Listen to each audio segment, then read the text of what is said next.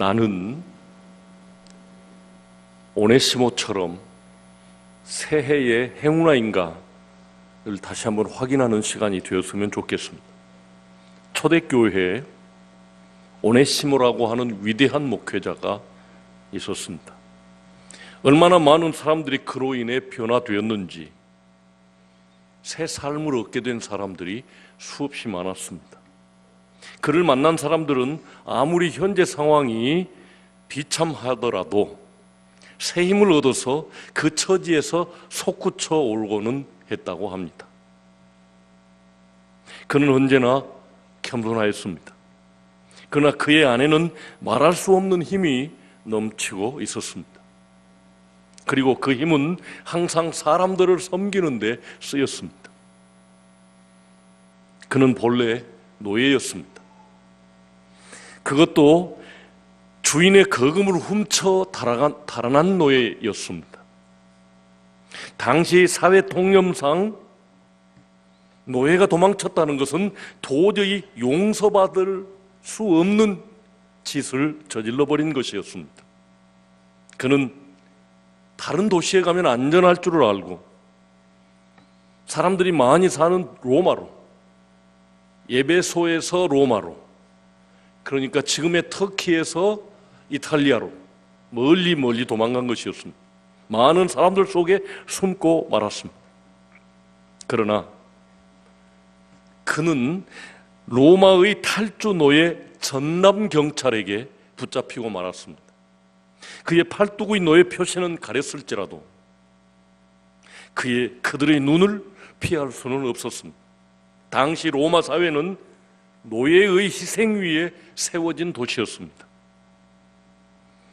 노예는 밭이나 공장으로부터 일하기를 시작하여 집안일, 관공서 일, 전투할 때 배 밑바닥에 들어가서 노젓는 일, 심지어는 자녀를 가르치는 일까지도 도맡아 했습니다. 노예들이 만약 들고 일어선다면 즉시 무너질 사회가 로마 사회였습니다.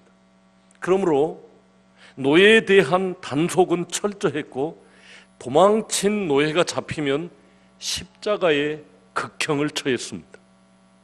노예를 극형에 처한 것은 다른 노예의 본보기가 되어 다시는 그런 죄를 무서워서 범치 못하게 하기 위함이었습니다. 오네시모는 그렇게 잡혔으니 틀림없이 죽을 사람이었습니다.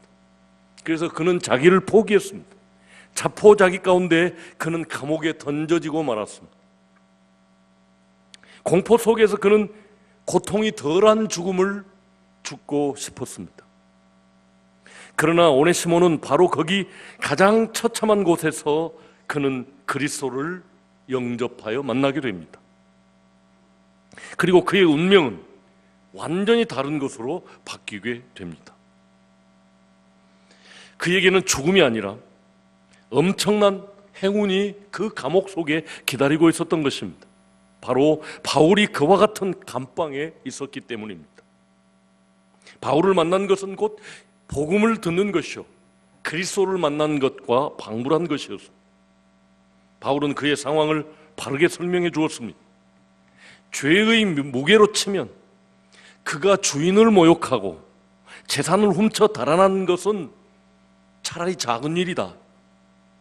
자기를 만드신 전능하신 하나님을 모욕하고 그분을 떠나 마귀와 짝하고 원수가 되어 죄를 범한 일에 비하면 아무것도 아니라고 설명했습니다.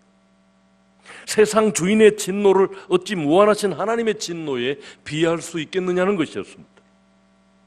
세상 주인은 육신적으로는 죽이겠지만 십자가의 극형을 처할 수는 있지만 하나님은 범죄자를 영원한 지옥에 멸망시키시는 분이라는 것도 설명하셨습니다.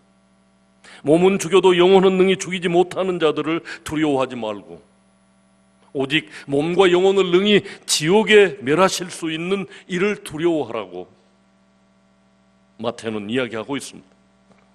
오네시모의 현실은 영원한 죽음을, 영원한 멸망을 생생하게 비추어주는 그림과도 같았습니다. 자기 처지에 노예로서 이런 죄를 저질러 반드시 십자가에 처해 죽게 된 나. 그런데 그 이외에도 나는 지옥에 영원히 멸망당할 죄인이라니. 그러나 그는 간절한 마음으로 바울에게 물었습니다. 선생님, 내가 어떻게 해야 구원을 얻겠습니까? 구원을 위해서라면 무엇이든지 아끼지 않고 다 하려고 하는 간절한 그의 심정이 엿보였습니다. 바울은 그에게 기쁜 마음으로 복된 소식, 복음을 전하였습니다. 내 대신 그 벌을 받으신 분이 계시다. 그분은 너를 구하려 하늘을 버리고 이 땅으로 내려오셨다. 그리고 철저하게 너와 자신을 동일시했다. 그리하여 너처럼 천하게 태어나고 인간의 모든 저주와 질고를 지고 너처럼 십자가에서 벌을 받으셨다. 그래서 그는 십자가의 형틀에서 일생을 마치셨다. 이 모든 것이 하나님의 진노를 대신 자기 몸에 받으려는 것이었다. 그러나 더 기쁜 소식은 그가 죽음을 깨뜨리고 부활하셨다는 것이다. 다시는 저주와 형벌이나 죽음이 그를 억누를 수 없게 되었다. 그는 이제 하늘과 땅의 모든 것을 통치하신다. 그는 네가 이제 너 자신을 그와 동일시하기를 원하신다. 그래서 그의 영이 내 안에 들어가서 내 몸으로 하나님의 아들의 삶을 이어 살기를 원하신다. 그가 바로 예수 그리스도 하나님의 아들이다 라고 설명해 주었습니다. 그 순간 오네시모는 예수님을 자기 주님으로, 그리고 예수님의 영을 자기 속에 모셔드렸습니다. 그리고 바울에게 구원의 도를 굶주린 사람처럼 듣고 또 듣고 요구하고 또 요구했습니다. 감방은 교회가 되고 거기에서는 한 새로운 영혼이 다시 태어났던 것입니다. 바울은 그를 영적인 자식으로 생각했습니다. 오네시모는 다시 태어난 것이었습니다. 과거의 오네시모는 없어졌고 오직 새 오네시모만 거기 있을 뿐이었습니다. 이 어찌 된 축복이겠습니까? 생각지도 않는 축복이었습니다. 그는 똑같은 나라 안에 있었지만 모든 것이 다 변화된 것을 느끼게 되었습니다. 모든 것이 그에게 바뀌었습니다. 전의 옛 오네시모는 노예였습니다. 그리고 노예의 생각이 가득 찬 사람이었습니다. 비굴하고 교활하였고 불만으로 가득 차 있었습니다. 세상은 그에게 아무런 기쁨을 제공하지 못했습니다. 오로지 무거운 짐만을 지우고 모두가 그에게 명령만 했습니다. 운명 전체가 그에게 무거운 짐을 씌우고 그를 어렵고 고통스럽게 끌고 가고 있었습니다. 그는 절대로 거기서 벗어나지 못하고 신음하며 불만하며 끌려가고 있었습니다. 그러나 이제 그는 전혀 새로운 세상에 다시 태어난 것이었습니다. 그의 생각은 바울의 가르침으로 인해 크게 변화되었습니다. 육신은 노예였지만 생각은 완전한 자유인이었습니다. 하나님의 자녀의 능력과 긍지가 그를 지배하기 시작했습니다. 그는 이제 죽음을 두려워하지 않게 되었습니다. 자기에게 닥쳐올 미래를 두려워하지도 않았습니다. 당당한 하나님의 자녀로 가슴을 편 그의 얼굴은 빛나기 시작했던 것입니다. 그러자 이상한 일이 일어났습니다. 영적으로 죄와 사탄으로부터 노예의 신분을 벗어나자 육신도 노예의 신분에서 벗어날 일이 벌어지고 있었습니다. 오네시모가 배반하고 모욕하고 돈을 도둑질해 나온 그 주인 빌레몬이 바울의 친구이며 바울의 제자였던 것이었습니다. 바울이 그 주인에게 간곡한 편지를 쓰게 되었습니다. 곧 오네시모의 주인에게 편지를 쓴 것입니다. 이 사람을 용서하라.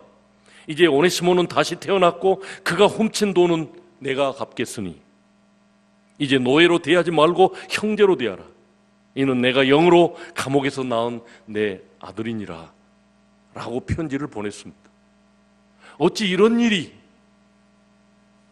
나에게 복음을 전해주시고 나를 새로 거듭나게 한 이 감방의 한 어른이 오네시모의 친구이고 스승이라니. 지금까지 여러분이 받았던 최고의 선물이 무엇입니까? 최고로 환대를 받은 적은 언제 있었습니까? 바울은 오네시모의 주인 빌레몬에게 오네시모를 형제 이상으로 여기도록 환대하도록 부탁하고 있습니다.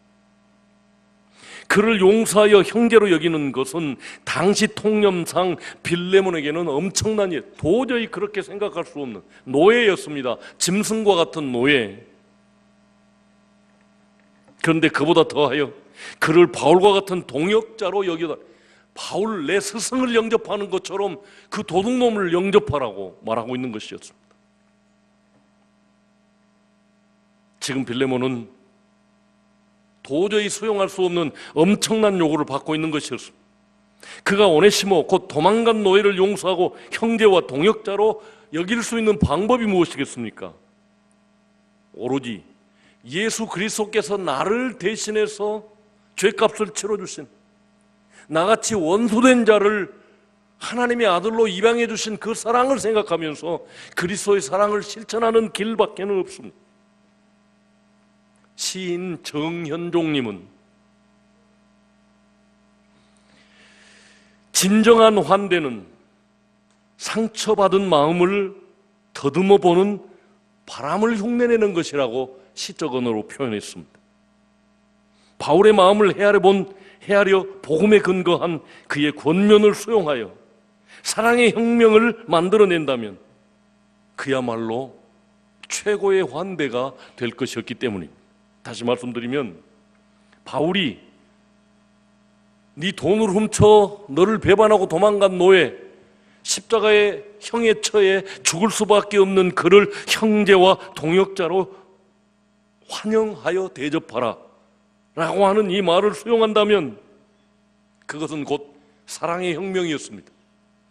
가만히 두면 십자가에서 처형당하 죽을 사람을 내 형제로 용서하고 받아들이면 그야말로 오네시모에게는 최고의 환대, 일생에 잊을 수 없는 사랑을 받게 된 것이었습니다. 그런데 저와 여러분이 그렇다는 것이죠. 내버려 두면, 가만히 두면 지옥에 갈 수밖에 없는 우리를 그 하늘 보좌 버리시고 와서 나를 대신해서 죽어주신 이가 계시다면 그보다 나를 더 환대한 일이 세상에 어디 있겠습니까? 이런 요구에 대해서 빌레몬은 과연 이 요구를 받아들이고 오네시모를 용서했을까요? 오네시모는 바울의 보냄을 받고 예배소로 왔고, 다시 말씀드리면 예배소에서 로마로 도망갔다가 이제 네가 직접 가서 용서를 빌어라, 바울의 말을 듣고 다시 예배소로 왔고, 그는 노예의 신분을 벗을 수 있었습니다. 그는 상상할 수도 없는 사랑과 용서를 받게 된 것이었습니다. 그는 눈물을 흘리며 감격했고 교회 공동체의 한 식구가 되었습니다. 평생을 바쳐서 사람들을 사랑하리라, 하나님 집의 청소부가 되고 문지기가 되리라고 결단했습니다.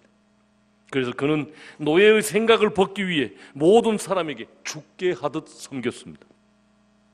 빌레몬도 용서하기가 힘들었겠지만 노예였던 오네시모도 노예 근성을 벗기가 쉽지 않았을 것입니다. 그러나 오네시모는 전에는 노예로 일했지만 이제는 자유인으로서 자기 스스로 모든 사람의 노예가 되기로 결단했습니다. 그러기 위해 몸을 아끼지 않고 죽을 힘을 다해 섬기게 되었습니다. 그는 이전의 악한 자신을 벗어버리기 위해서 죽을 힘을 다해서 말씀대로 살았습니다. 바울의 가르침대로 자기 속의 그리스도의 영을 따라서 살았습니다. 마음에서 자꾸 사탄의 참소가 들렸습니다. 내까짓 것 그래봐야 노예지 별 수 있나? 내 혈통, 내 실력, 인격을 속일 거냐? 너는 노예다, 너는 쓰레기다, 노력한다고 별 수 있겠느냐? 라고 하는 소리가 늘 가슴에서 들려왔습니다. 그는 그때마다 자신에게 소리쳤습니다. 그런즉 그리스도 안에 있으면 새로운 피조물이라, 이전 것은 지나갔으니 보라 새 것이 되었도다. 나는 성령님과 성경의 보증을 받은 하나님의 아들로 태어난 사람이다 라고 외쳤습니다. 너희가 아들이므로 하나님이 그의 아들의 영을 우리 마음 가운데 보내사 아빠, 아버지로 부르게 하셨느니라. 성경을 외우며 사탄의 참소를 이겨냈습니다.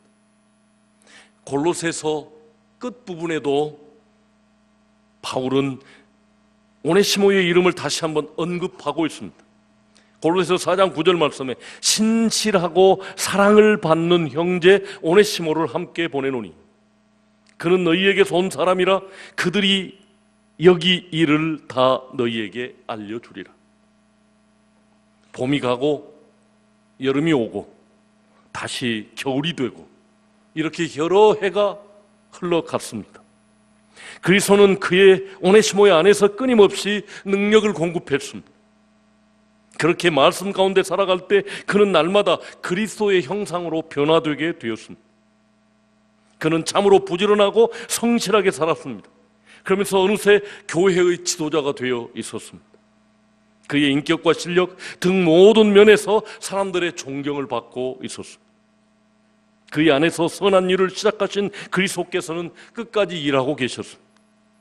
우리가 다 하나님의 아들의 이름을 믿는 것과 아는 일에 하나가 되어 온전한 사람을 이루어 그리스도의 장성한 분량이 충만한 데까지 이르리니 오네시모는 이 말씀대로 살았습니다. 예수 그리스도를 알고 믿고 섬기는 일에 최선을 다했더니 어느새 그리스도의 장성한 분량에 이른 것 같습니다. 그래서 그 후 초대교회 문서에는 심심치 않게 오네시모의 이름이 등장하게 되었습니다. 그때 이미 그는 소아시아의 수도 에베소 교회의 감독이 되어 있었습니다. 생각해 보십시오. 지금 이 터키 지역의 수도였던 에베소에 있는 최고 큰 교회 담임 목사님이 되어 있었습니다. 로마로 도망갔던 노예가 터키 전 지역을 커버할 수 있는 터키 지역 수도의 담임 목회자로 섬기게 되었습니다. 사람들은 그를 선한 목자요, 그리스도의 모습을 가진 이라고 칭송했습니다. 그는 팔에 찍힌 노예의 표시를 가리지 않았습니다. 그는 기꺼이 그리스도의 노예였고 성도들을 섬기는 참된 노예가 되고자 했기 때문이었습니다. 그는 참으로 행운하였습니다. 그렇다면 우리는 어떤 행운을 받은 사람들입니까? 오네시모와 비교해서 바울 사도는 노예이며 원수인 오네시모를 용서받게 하기 위하여 빌레몬이 받은 사랑을 생각나게 했습니다. 빌레몬은 자기 집안의 교회를 두고 성도들에게 사랑을 베풀고 복음을 전하다 감옥에 갇힌 바울에게는 기쁨과 위로가 되어 주었듯이 오네시모에게도 사랑을 베풀 것을 요구했습니다. 우리도 오네시모와 동일하게 하나님께서 주신 모든 것을 누리면서도 감사할 줄 모르고 그분이 우리를 지으신 아버지인 줄도 몰랐습니다. 그렇지만 얼마나 많은 사람들이 피 흘림으로 그런 수고를 모른 채 우리는 피 묻은 복음이 우리에게까지 전한 바 되었음을 알고 있습니다. 다시 말씀드립니다. 이 복음이 우리에게 오기까지 바울의 감옥에 갇힘, 매맞음, 단두대에서 목이 잘림, 이런 많은 순교와 수고의 피 흘림이 계속 되어지고 그 복음이 오늘 우리에게까지 왔다 그 말입니다. 그들의 수고도 모른 채 우리는 복음을 받아들이고 하나님의 자녀로, 하나님의 양자로 아빠 아버지라고 부르고 신앙생활하고 있습니다.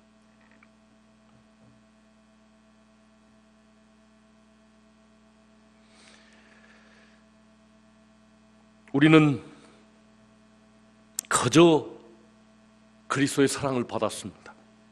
수많은 사람들의 수고와 피 묻은 상처로 얼룩진 복음을 받게 되었습니다. 우리는 주님으로부터 최고의 환대를 받은 행운아들입니다. 어떻게 그 복음이 동쪽의 끝, 땅끝 마을인 여기까지 이 복음이 증거되게 되어지고 우리가 그것을 받아들여서 하나님의 자녀, 가만두면 지옥으로 내려갈 수밖에 없는 우리를 받아들여서 하나님의 자녀로 삼아 주셨을까요? 우리는 참으로 행운아들입니다. 예수 그리스도로부터 최고의 환대를 받은 사람들입니다. 그럼 우리들도 오네시모처럼 죄성을 벗어던지고 그리스도처럼 살기 위해서 오네시모처럼 노력해야 할 것입니다. 그리고 주님으로부터 신실하고 사랑받는 형제라는 칭찬을 드려야 할 것입니다. 우리는 다시 한 해를 선물로 받았습니다. 그러나 이 생명 연장의 선물에는 책임이 따른다는 것을 알고 있습니다. 나는 과연 올해 그리스도의 장성한 분량에 한 발짝 더 다가설 수 있을런지, 그런 삶을 오네시모처럼 한 걸음 한 걸음 살아나갈런지, 그리고 어느 순간에는 모든 이들의 칭송 듣는 지도자로 설 수 있게 될런지 생각하면서 책임 있게 1년을 계획하시고 실천해 나가시기를 주의 이름으로 축원합니다. 기도하겠습니다. 거룩하신 아버지 하나님,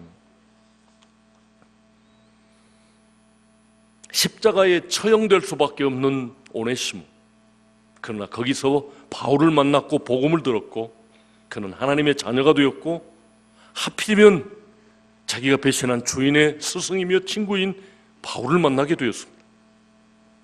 오늘 우리도 정말로 천에 하나 만에 하나 선택받은 하나님의 자녀로 이 복음을 듣게 되었고, 그리고 행운아로 하늘의 가족이 되게 되었습니다. 그러므로 우리는 겸손하게 주님을 섬기게 하여 주옵소서. 2017년을 성실하게 계획하게 하여 주옵시고 한 발짝 한 발짝 그리스도의 형상에 다가서는 노력이 있게 하여 주옵소서.